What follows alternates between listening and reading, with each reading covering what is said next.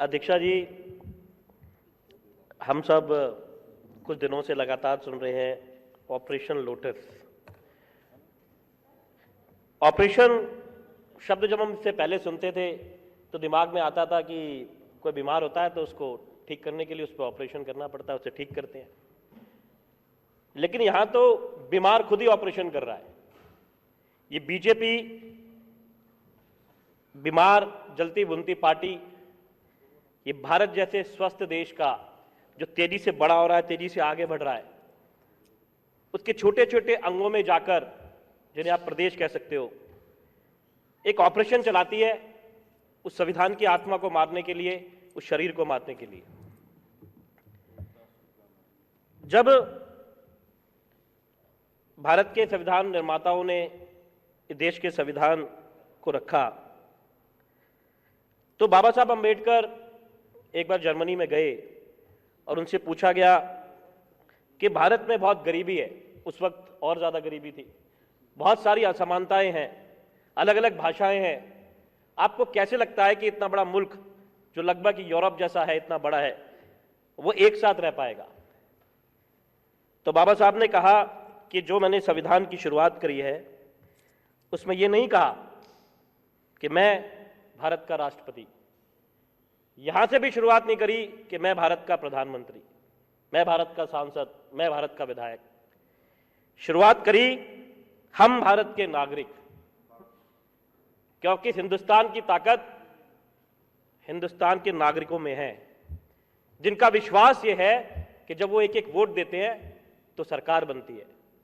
इस उम्मीद के साथ वोट देते हैं कि सरकार ने जो वादे करे हैं ये उन्हें पूरा करेगी। वो वादे दरअसल सपने हैं उनके, जो वो सरकार के रूप में देखती है। लेकिन ये ऑपरेशन लोटस, ये उन वादों के बिल्कुल खिलाफ काम करता है।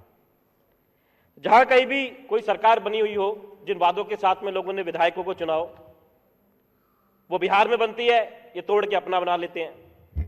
इस बार खैर इनको अपनी दवाई का स्वाद थोड़ा सा मिला है वहां पर। इन्होंने मध्य प्रदेश में वही करा, इन्होंने अरुणाचल प्रदेश में वही करा, इन्होंने हरियाणा में वही करा, इन्होंने गोवा में वही करा, और महाराष्ट्र का जीता जागता उदाहरण आपके सामने अभी कुछ ही दिन हुए हैं। बल्कि ये कहना चाहिए कि वो एपिसोड तो अभी जारी है, अभी सुप्रीम कोर्ट उसे देख रहा है कि उसमें क्या होना चाहिए और क्या नहीं होना चाहिए। बड़ा ही एक दुर्भाग्यपूर्ण माहौल, जहां पर लोग एक दूसरे से मजाक में ये पूछते हैं, आपको फोन आया? कमाल हो गया, एक मजाक की चीज बन के रह गई है। जिन विधायकों का, सांसदों का सम्मान होता था या होना चाहिए, आज एक मजाक की चीज बना दिया गया कि दूसरी पार्टी के बड़े नेता विधायकों को फोन करके इन्हें लालच देते हैं, किसी को मंत्री पद का, किसी को पैसे का, किसी को हनी ट्रैप में पड़ाते हैं, किसी को ईडी पीछे लगाते हैं, किसी के पीछे सीबीआई लगाते हैं। सारा षड्यंत्र रचना कि कैसे भी करके इनकी सरकार बन जाए। और झूठ ऐसा, महाराष्ट्र में एक झूठ आपने सुना कि हिंदुत्व के लिए वो सरकार बनी। अरे भाई, जब ये सरकार नहीं बनी थी महाराष्ट्र की, तो एनसीपी के साथ में सुबह 5 बजे शपथ ले रहे थे ना, तब तो शिवसेना के खिलाफ ले रहे थे, तब कौन सा हिंदुत्व था? ये कोई हिंदुत्व के साथ नहीं है। इनका मकसद सिर्फ सत्ता है, सिर्फ पैसा है। पैसा आता है फिर विधायकों को खरीदने में लगाते हैं। 20 खोखा, 50 खोखा, खोखा पार्टी और खोखली पार्टी, ये विचारों से खोखली पार्टी है, इसलिए खोखो की बात करती है।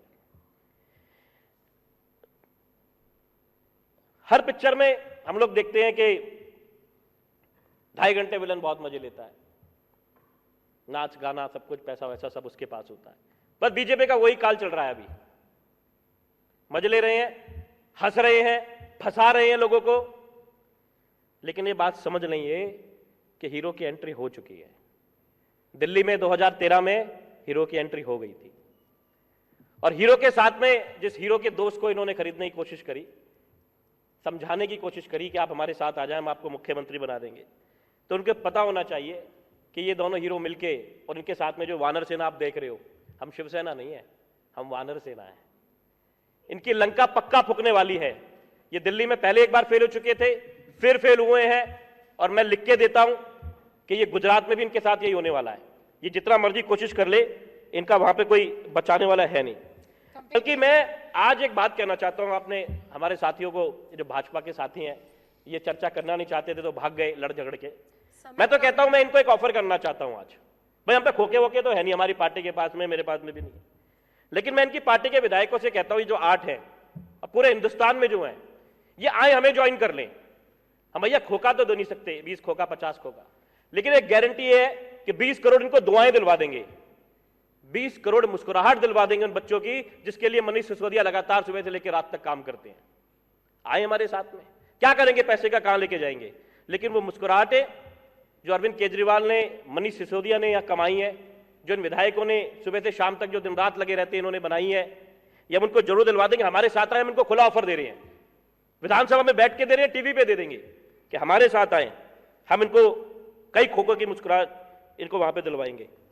चलिए, बहुत बहुत धन्यवाद। अभी सिर्फ 2 मिनट दे दीजिए, समय की बहुत कमी है राजेश गुप्ता जी, बस धन्यवाद, ठीक है, बहुत बहुत धन्यवाद।